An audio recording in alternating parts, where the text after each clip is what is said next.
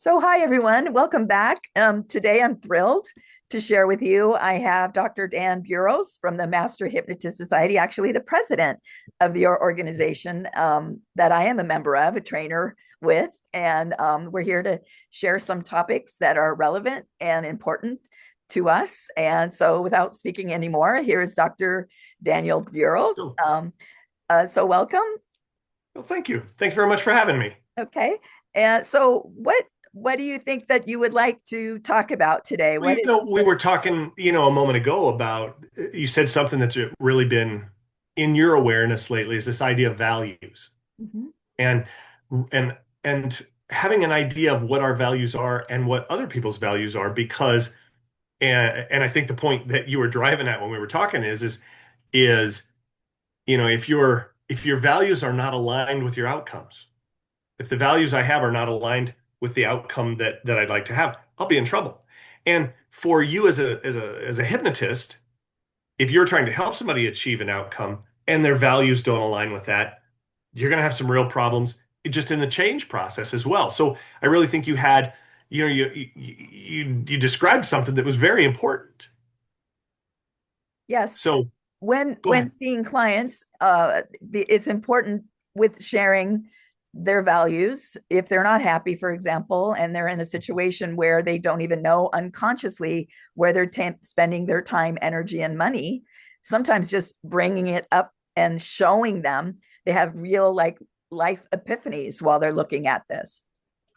And that was important what you said because I think the whole value idea can get a bit abstract. But one of the things we talk about in the Master Hypnotist Society, we're talking, largely this is coming from the work of well, largely this is coming from the work of Scott McFall, is this idea of, okay, what's a value from a kind of a reality-based perspective. And one of the ways we deal with that at MHS is it's anything you will trade time, attention, effort, awareness, or money for. Yes. Time, energy, effort, awareness, or money for. Anything that you will trade those aspects of your life in order to have something, then it becomes a value. Mhm. Now, and of course, there's different levels of all that. Some values there we have a hierarchy, some are more important than others. But if you're thinking about that, if you're out there listening to this, you're like, okay, what values do I hold? All right, what are you willing to trade your time for? What are you willing to trade your effort for? What are you willing to trade your attention for? What are you willing to trade your money for? Mhm. Um, these are the you value those things, and so to stop and ask yourself, okay, what do I really value? What's important to me? Um, and then to realize that whatever values you hold, that's a boundary on your map of the world. It's a boundary on what you said earlier. It's a boundary on what you will perceive. Mhm. It's a boundary on what you will take in. It's a boundary on what you will do. It's a boundary on what you can move toward in any given day. Right. And so to know what your boundaries are, and as change workers to know what someone else's boundaries are or what their values are, and for you to know what your values are, this is an incredibly important thing because it is, I think, one of the kind of the unknown things when we talk about change work or even psychotherapy, Yeah. that when it's not going well, when it's not working, when we're not achieving our outcome, when we're not taking the steps we need to take, one of the first things that should come into your head is, I wonder if we have a values conflict here. Absolutely. Thank you for Right. saying that. Exactly Yeah. so.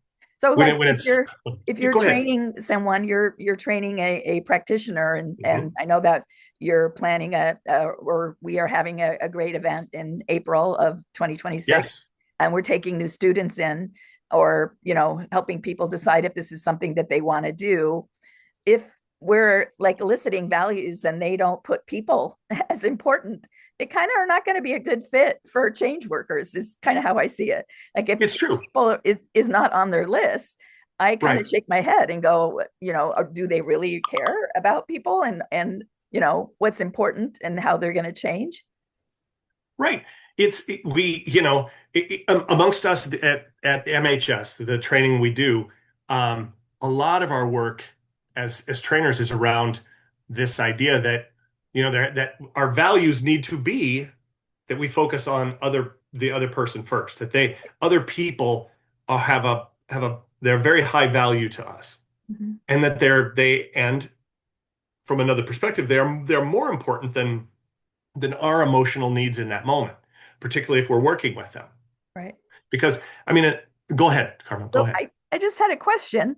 Is there a way to change values? Like, is there actual Oh, technique? sure. I mean, there's from the perspective of hypnosis and NLP, there are many ways to, we'll say, change values, but more, I would say more along the lines of, it's not like, oh, your values are wrong and you need to, put those down and pick up another set. But our work is really to help people mature Mhm. into a set of values that allows them to be a good helper of other people.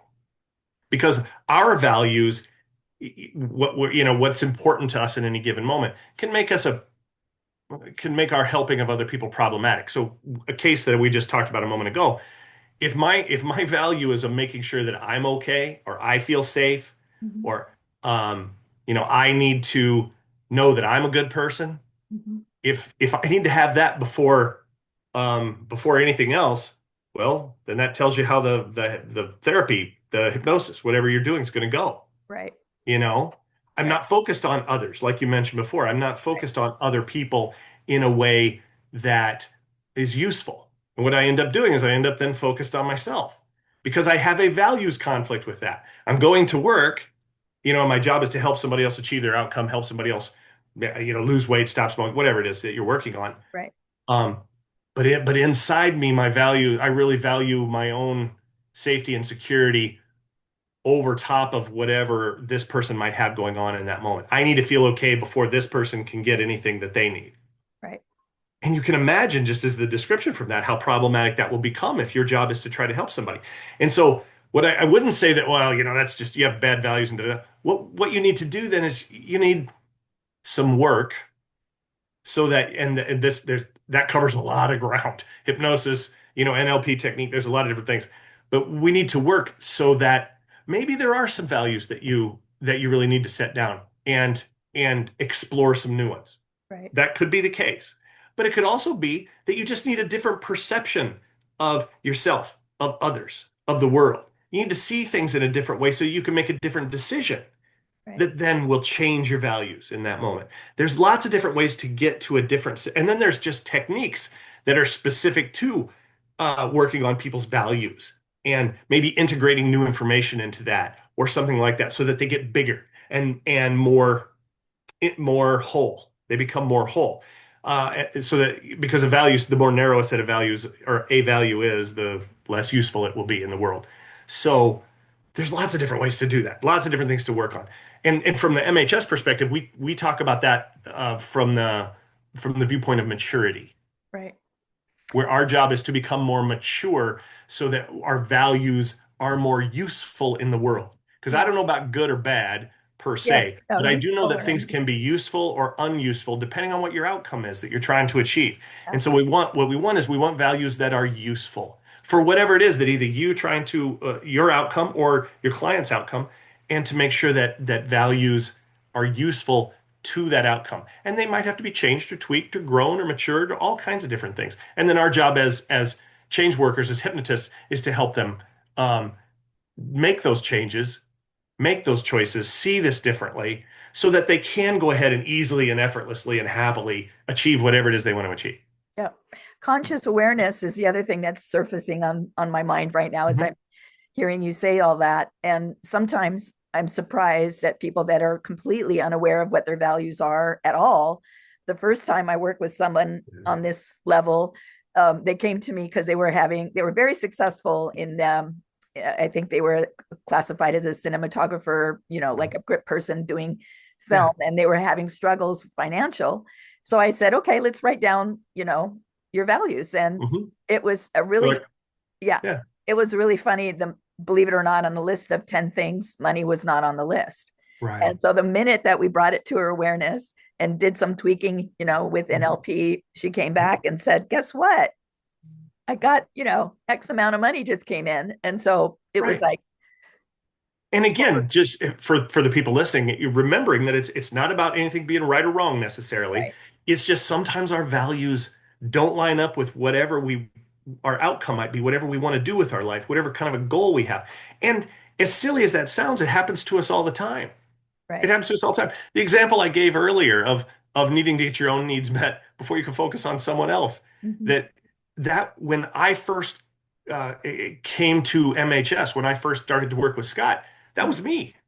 My values were wonky Right. because of some stuff I was carrying, I because think of all our past values were experiences. wonky before we started working with him, but Right. still work That in progress. and But and I had to, I had to do a substantial amount of work mhm, so that I could sit down with other human beings and that what they needed was the most important thing that was happening in that moment.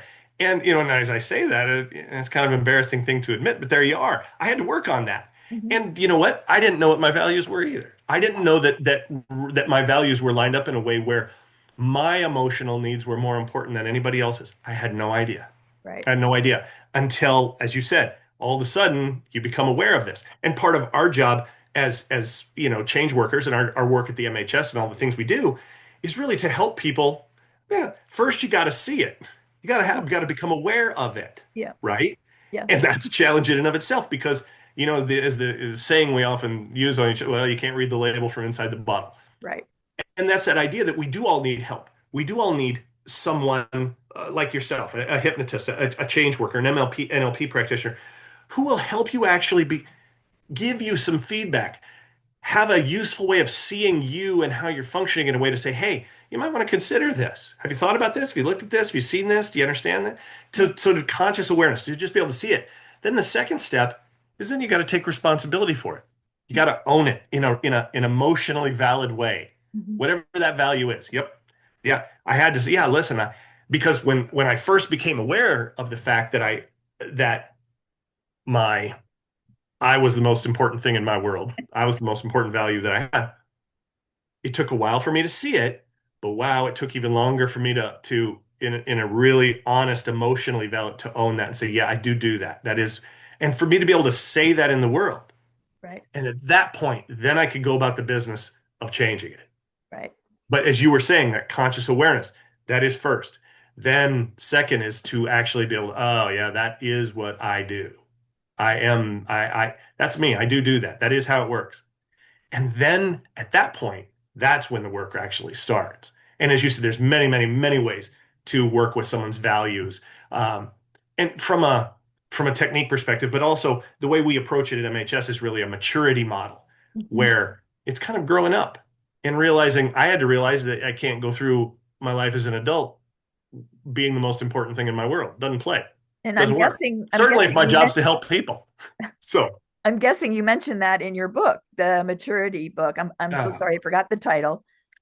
yes. So I wrote my initial book about kind of my time in MHS is called A Bigger Picture. You can find that on Amazon. Uh-huh. And I talk about it. I begin to talk about it in there. But if you go to the masterhypnotistsociety.com website, there's several books there from several different MHS trainers, and one of them is called Change and Maturity, and it's really where I tried to kind of help people be able to see this idea that Scott teaches about maturity and how to change these things and how, and everything we're talking about here. I didn't invent this stuff. Somebody gave this to me. Right. So, and yeah, and Change and Maturity is really the book where I try to kind of draw what we're talking about here into a much broader picture. So, Great. So I love this topic, and we could probably go on forever talking about, how it helps people. But is there sure. anything more that you would like to add that you want people to know about, with even what MHS does or the training Well, or what's important? just to round out what we were just talking about, you do have, for those of you who might be listening to this, you do have a set of values. If you're not aware of what you're, and not, I'm not talking about necessarily philosophical values, the things we normally talk about. I'm talking about practical values. And that's what we talked about earlier. Anything you'll trade your time, effort, awareness, and money. Time, effort, awareness, attention, and money for. Mhm. Those are what your values practically are. Mhm. Take a second and try to sort out what that is, what your values really are, not your sort of intellectual, philosophical values, but your practical ones that really impact how you move through the world every day that you're probably not aware of. And Yeah. that's the point you really came into this Yeah. with is It's this really I mind blowing once you do it. And it's fun once, also yeah, to observe even for self. Like if, yeah, yeah. but working with clients, it's just they Mhm. always have these epiphanies. Like I don't even Mhm. do half the things that I think are important. And then they Right. wonder why they need help, And which that's is odd like you because said, not bad. It's not useful. most of the time our philosophical values that we think of when we're talking about values are things that don't really impact our day-to-day functioning. They're Right. way more esoteric.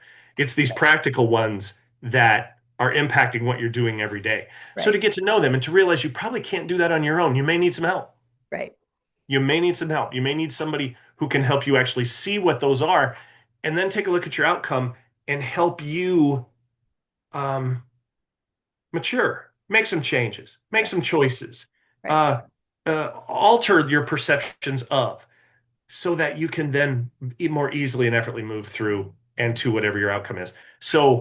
Um, so if you're that person and if you're trying to achieve something out there, you're trying to achieve a goal and you just can't make it for one reason or another, you may very well, your goal may be in conflict with some of the values that you hold, whether you're aware of it or not. Find Exactly. someone to talk to about that. So Exactly. that's how I would round that all off. Okay. Awesome.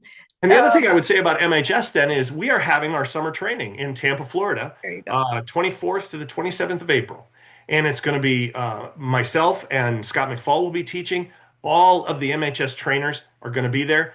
And the thing you need to know about the MHS trainers is it is a group of people that probably has more uh, uh, time spent doing hypnosis, more expertise, more proof of effectiveness, um, more proof of everything than any other group you're ever going to bump into in your life. So if you're out there and you're a hypnotist, you're an NLP practitioner, maybe you're in training for that, maybe you're some other kind of change worker, and you're just looking to broaden your horizons a little bit. Um, anyway, massage therapy, I don't care what it is. What you want to do is you go to MHS, have a look at the information. If you have any questions, you can contact MHS directly through our website. We'd be happy to answer any questions. We would love to have you at our training in April. So go to masterhypnotistsociety.com and check it out and hope to see you there. Thank you so much. I appreciate your time and sharing the information. That was very valuable and always exciting to talk about these concepts. And where can people actually reach you You specifically can if reach they me want to through find you? masterhypnotistsociety.com. You can Okay. also find me SueFallsHypnosis.com, which is the clinic that I have where I live. But you can find me on all the medias of social. If Okay. you Awesome. can look me up by my name, by Sioux Falls Hypnosis, by Master Hypnotist Society. You're going to bump into me on Facebook, on LinkedIn, on Instagram, and on TikTok. Yes. Awesome. All right. Thanks again Thank you for and having we'll me. talk to you soon.